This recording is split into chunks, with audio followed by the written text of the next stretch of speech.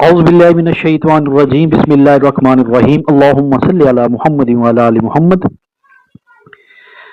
دی امہ سرکل ایک ایسی تنظیم ہے جس کا مقصد تمام مکاتب فکر کو ایک پلیٹ فارم پہ اکٹھا کرنا ہے تاکہ تمام مسلمان متحد ہو کر طاغوت کا مقابلہ کر سکیں، اور اس کا بنیادی مقصد اسلامی قوانین کا نفاذ ہے، یعنی اسلام کو مدرسوں میں خانقاہوں سے نکال کر اسلامی معاشرے میں دنیا میں لے کے آنا اور طاغوت کا مقابلہ کرنا، کیونکہ اس وقت پوری دنیا میں طاغوت اکٹھا ہو چکا ہے کہ مسلمان ہیں جو آپس میں تو فرقہ بازی کا شکار ہیں۔ اس کے لیے جو بنیادی مقصد ہے دی امہ سرکل کا کہ خلافت کا قیام کیسے کیا جائے، اور اس کے لیے سب سے پہلے ہمیں یہ جاننا ہوگا کہ اصل میں خلافت کہتے کسے ہیں۔ انسانی حکومت کی صحیح صورت قرآن کی روح سے صرف یہ ہے کہ ریاست خدا اور رسول کی قانونی بالادستی تسلیم کر کے اس کے حق میں حاکمیت سے دستبردار ہو جائے اور حاکم حقیقی کے تحت خلافت یعنی نیابت کی حیثیت قبول کرے۔ اس حیثیت میں اس کے اختیارات خواہ وہ شرعی ہوں، عدالتی ہوں، انتظامی ہوں، لازماً ان حدود سے محدود ہوں جو قرآن کے مطابق بیان کیے گئے ہیں۔ اور قرآن میں کیا بیان کیا گیا ہے؟ سورۃ المائدہ آیت نمبر 48 میں اللہ رب العزت فرماتے ہیں، اے نبی صلی اللہ علیہ وآلہ وسلم، ہم نے یہ کتاب تمہاری طرف حق کے ساتھ نازل کی ہے جو تصدیق کرتی ہے پہلے آئی ہوئی کتابوں کی اور نگہبان ہے ان پر۔ پس جو کچھ اللہ نے نازل کیا تم اس کے مطابق لوگوں کے درمیان فیصلے کرو۔ کیا نازل کیا؟ قرآن مجید۔ فیصلے قانون اللہ کے قرآن کے مطابق کرو اور لوگوں کی خواہشات کی پیروی میں اس حق سے منہ نہ موڑو جو تمہارے پاس آیا ہے۔ کون آیا؟ امام الانبیاء صلی اللہ علیہ وآلہ وسلم۔ اور وہ قانون کیا ہے؟ قرآن مجید فرقان حمید، یعنی آپ کی زندگی کا ہر عمل اللہ کی تعلیمات کے مطابق ہونا چاہیے۔ سورۃ الصاد آیت نمبر 26 میں اللہ فرماتا ہے، اے داؤد، ہم نے تم کو زمین میں خلیفہ بنایا، لہذا تم حق کے ساتھ لوگوں کے درمیان فیصلے کرو اور خواہش نفس کی پیروی نہ کرو۔ یہاں پہ خواہش نفس کام نہیں آنا۔ آپ کو ایک چیز اچھی لگ رہی ہے، اللہ کہہ رہا ہے کہ ہو سکتا ہے تمہارے لیے وہ بری ہو۔ ایک چیز تمہیں وہ بری لگ رہی ہے، تمہیں اس کو اڈاپٹ کرنا ہے کیونکہ قرآنی تعلیمات ہیں، تمہارے لیے وہ بہتر ہو۔ لہذا خواہش نفس کی پیروی نہ کرو کہ وہ تمہیں اللہ کے راستے سے بھٹکا لے جائے۔ اصل میں خلافت کا جو تصور قرآن میں دیا گیا ہے وہ یہ ہے کہ زمین میں انسان کو جو قدرتیں، جو اختیارات، جو صلاحیتیں بھی حاصل ہیں وہ اللہ کی عطا اور بخشش سے حاصل ہے۔ خدا نے خود انسان کو اس حیثیت میں رکھا ہے کہ وہ اس کی بخشی ہوئی طاقتوں کو اس کے دیے ہوئے اختیار سے اس کی زمین میں استعمال کرے۔ اس لیے انسان یہاں خود مختار مالک نہیں ہے، بلکہ اصل میں مالک کا نائب اور خلیفہ ہے۔ اور یہی بات سورۃ البقرہ میں اللہ تعالیٰ فرماتا ہے، اور یاد کرو جب کہ تمہارے رب نے ملائکہ سے کہا میں زمین میں ایک خلیفہ بنانے والا ہوں۔ اور اسی طرح سورۃ الاعراف آیت نمبر 10 میں اللہ فرماتا ہے، اے انسانوں، ہم نے تمہیں زمین میں اختیارات کے ساتھ بسایا اور تمہارے لیے اس میں سامان زیست فراہم کی۔ کیا نہیں دیکھتے ہو کہ اللہ نے تمہارے لیے وہ سب کچھ مسخر کر دیا جو کچھ زمین میں ہے، یعنی کائنات کی ہر چیز انسان کے لیے اللہ نے مسخر کر دی اور انسان ان سے فائدہ اٹھا رہا ہے، چاہے وہ زمین، آسمان، پرند چرند، پھل درخت جتنے بھی ہیں وہ سب اللہ نے انسان کی خدمت کے لیے پیدا کر۔ کیوں؟ کیونکہ انسان اللہ کا خلیفہ ہے، اور خلیفہ کا کیا کام ہوتا ہے کہ وہ خلافت کو قائم کرے۔ سب سے امپورٹنٹ کام انسان کا اللہ رب العزت نے عبادت کے بعد جو کہا ہے وہ خلافت قائم کرنا ہے۔ خلافت کیا ہے؟ اللہ کا نظام، اللہ کا سسٹم، یعنی ہر وہ قوم جسے زمین کے کسی حصے میں اقتدار حاصل ہوتا ہے دراصل وہاں خدا کی خلیفہ ہوتی ہے۔ اور قرآن پاک بھرا ہوا ہے تمام قوموں سے جس کو خلیفہ بنائے گا۔ سورۃ الاعراف آیت نمبر 69، اے قوم عاد یاد کرو جبکہ اللہ نے تم کو قوم نوح کے بعد خلیفہ بنایا۔ سورۃ الاعراف آیت نمبر 76، اور اے قوم سمود یاد کرو جب کہ اس نے تمہیں عاد کے بعد خلیفہ بنایا. اور سورۃ الاعراف آیت نمبر 129، اے بنی اسرائیل قریب ہے وہ وقت کہ تمہارے رب تمہارے دشمن یعنی فرعون کو ہلاک کرے اور زمین میں تم کو خلیفہ بنائے، اور پھر دیکھے کہ تم کیسے عمل کرتے ہو. یعنی تمہیں حکمرانی مل جائے گی، اقتدار مل جائے گا، پھر جو مقصد کے لیے تمہیں اقتدار دیا گیا وہ مقصد کیا ہے؟ خلافت کو قائم کرنا، اللہ کی تعلیمات کا امپلیمنٹیشن، اللہ کے نظام کو قائم کرنا. یہ ہے اصل مسلمان کا کام، اس لیے وہ دنیا میں آیا. پوری دنیا بنائی اس لیے گیا، ورنہ اللہ کے لیے مشکل نہیں ہے کہ سارے مسلمانوں کو ساری پوری دنیا انسانوں کو مسلمان کر دے، سب اٹھے تو سب کلمہ گو، لیکن اللہ تعالیٰ نے اختیار دیا ہے.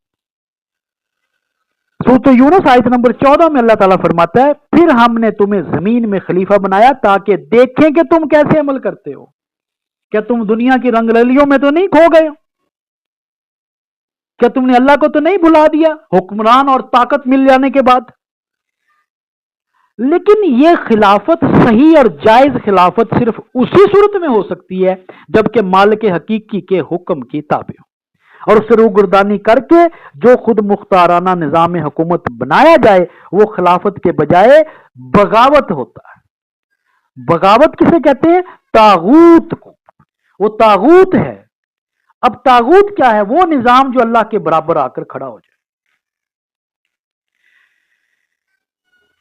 سورۃ النحل میں اللہ تعالیٰ فرماتا ہے آیت نمبر 36 میں کہ ہم نے ہر امت میں ایک رسول بھیجا کہ اللہ کی بندگی کرو اور طاغوت سے اجتناب کرو. طاغوت کیا ہے؟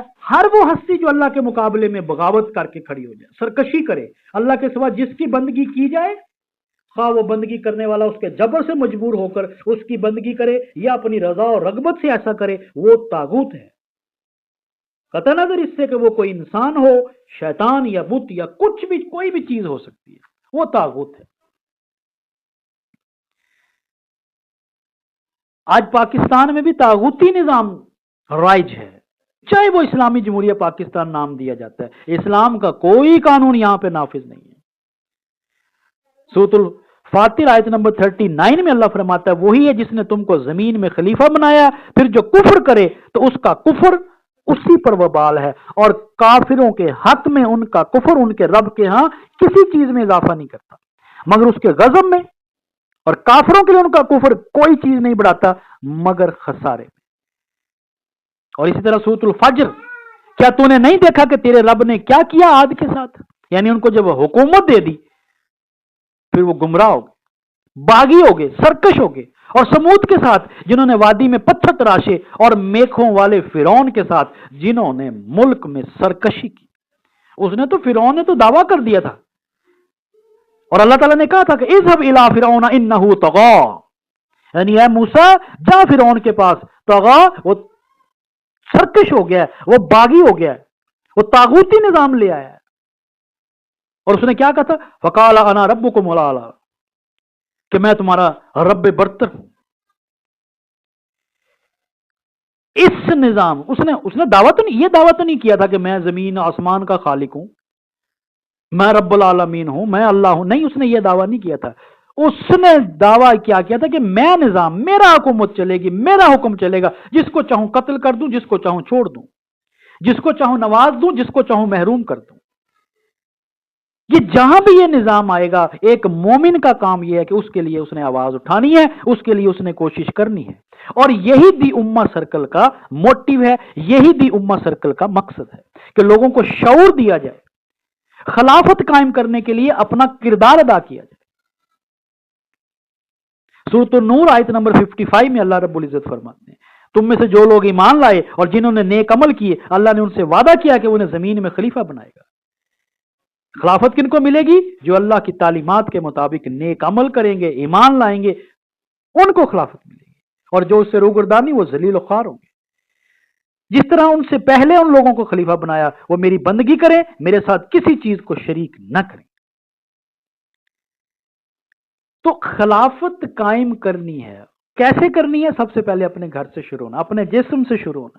یعنی اس جائز اور صحیح نوعیت کی خلافت کا حامل کوئی ایک شخص جس نے اپنے جسم پر خلافت قائم کیا، اس کا جسم اللہ کی قانون کے مطابق جو بھی اعمال ہوں، جو بھی کام کرے وہ اللہ کی تعلیمات کے مطابق کرے، اس کا جسم پر خلافت قائم ہو، پھر اس کے خاندان میں خلافت قائم ہو، پھر اس کے علاقے اور محلے میں خلافت قائم ہو، اس طریقے سے پورے معاشرے میں خلافت قائم ہو۔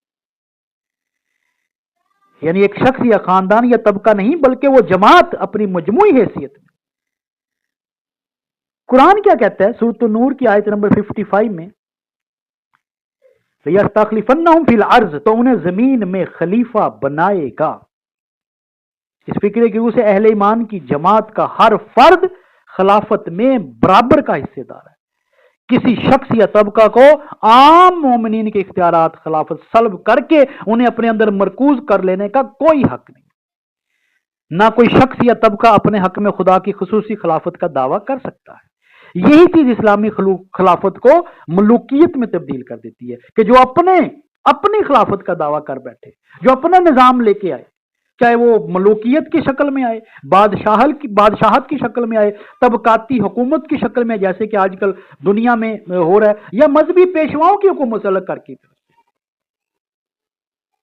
لیکن فرق ہے جمہوریت کے رخ پہ جو موڑتی ہے، یعنی مغربی تصور جمہوریت میں اصولی فرق یہ ہے کہ مغربی تصور کی جمہوریت عوامی حاکمیت کے اصول پر قائم ہوتی ہے، اور اس کے برعکس اسلام کی جمہوریت کیا یا خلافت کیا ہے کہ وہ خود خدا کی حاکمیت تسلیم کرتے ہیں، جتنے بھی لوگ ہیں عوام ہیں، اور اپنے اختیارات کو خوشیوں، رضا و رغبت تمام قانون خداوندی کے حدود میں اپنے آپ کو سرنگوں کر لیتے ہیں۔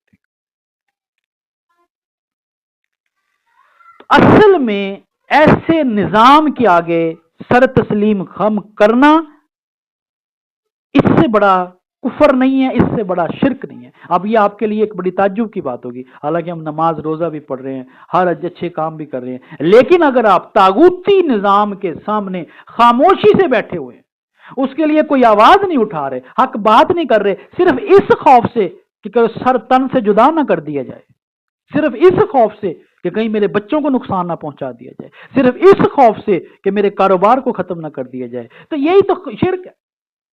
کیونکہ اللہ تعالیٰ نے کہا ہے کہ اگر اللہ چاہے کسی کو نقصان پہنچانا، ساری دنیا بھی اس کو فائدہ پہنچانا چاہے تو نہیں پہنچا سکتی، اور اگر اللہ کسی کو فائدہ پہنچانا چاہے تو پوری دنیا اس کے پیچھے پڑ جائے، اس کو نقصان، اس کا بال بھی بیکا نہیں کر سکتی۔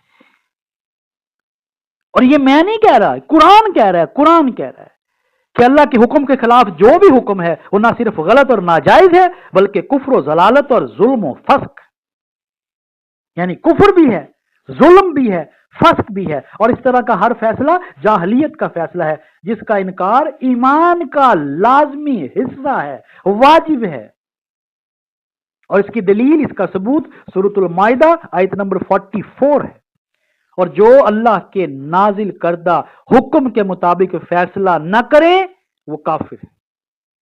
اب مجھے صرف یہ بتائیے کہ اسلامی جمہوریہ پاکستان میں جو بھی فیصلے ہو رہے ہیں، چاہے وہ اسٹیبلشمنٹ کر رہی ہے، چاہے وہ جوڈیشری کر رہی ہے، چاہے وہ ہماری گورنمنٹ کر رہی ہے، کوئی ایک فیصلہ قرآن کے مطابق ہو رہا ہے، جبکہ سب مانتے ہیں قرآن کا۔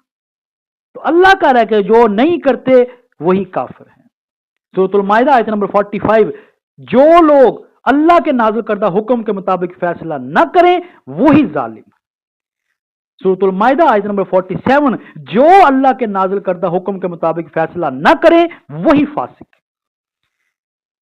تو یہاں پہ کافر بھی ہیں، ظالم بھی ہیں، فاسق بھی ہیں۔ یہ فتویٰ کوئی مولوی کا نہیں ہے، یہ اللہ رب العزت فتویٰ فرما رہا ہے قرآن مجید کے اندر۔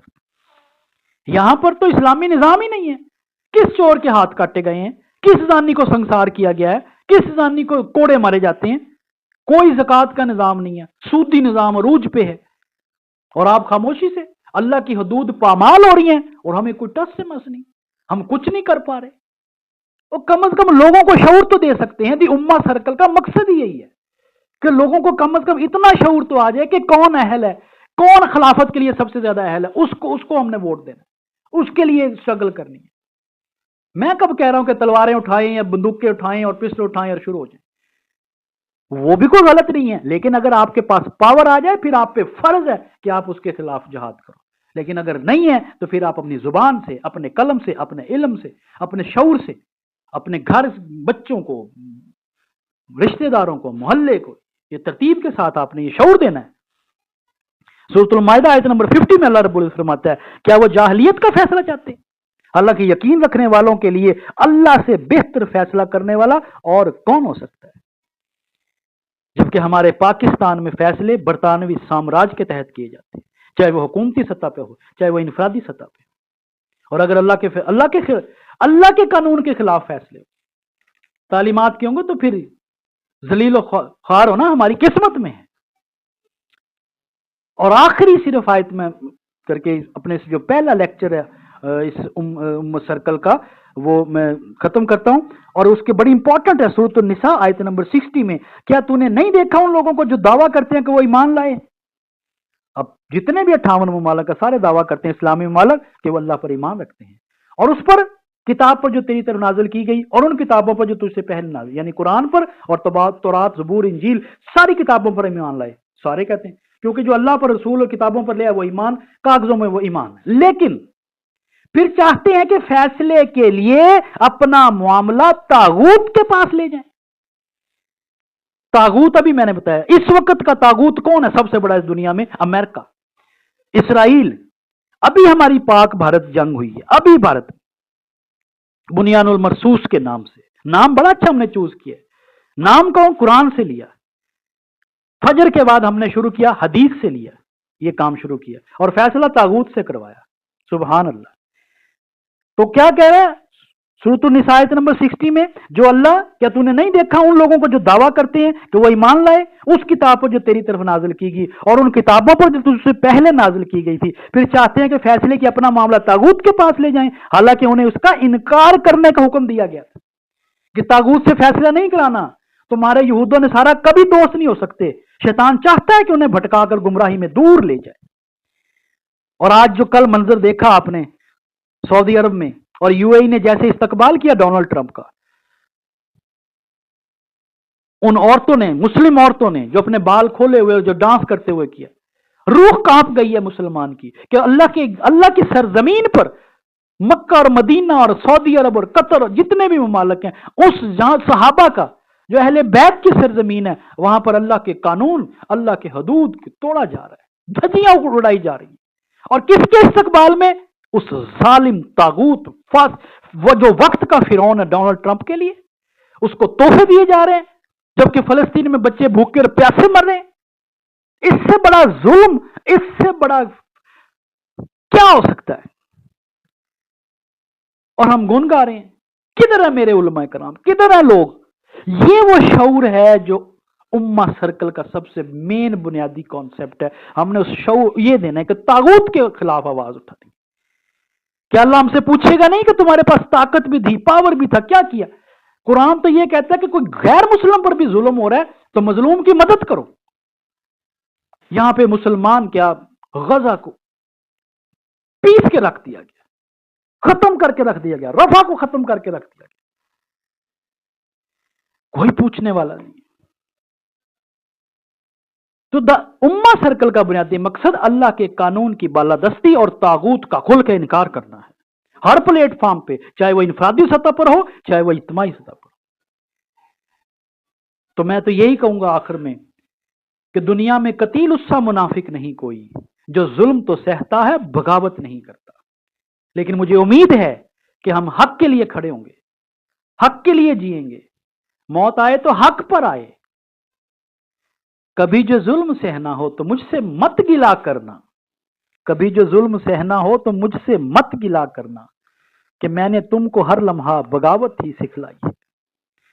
سبحان ربک رب العزت عما یصفون وسلام علی المرسلین والحمد للہ رب العالمین وصلی اللہ تعالی علی خیر خلق محمد وعلی آلہ وصحبہ اجمعین برحمتک یا ارحم الراحمین۔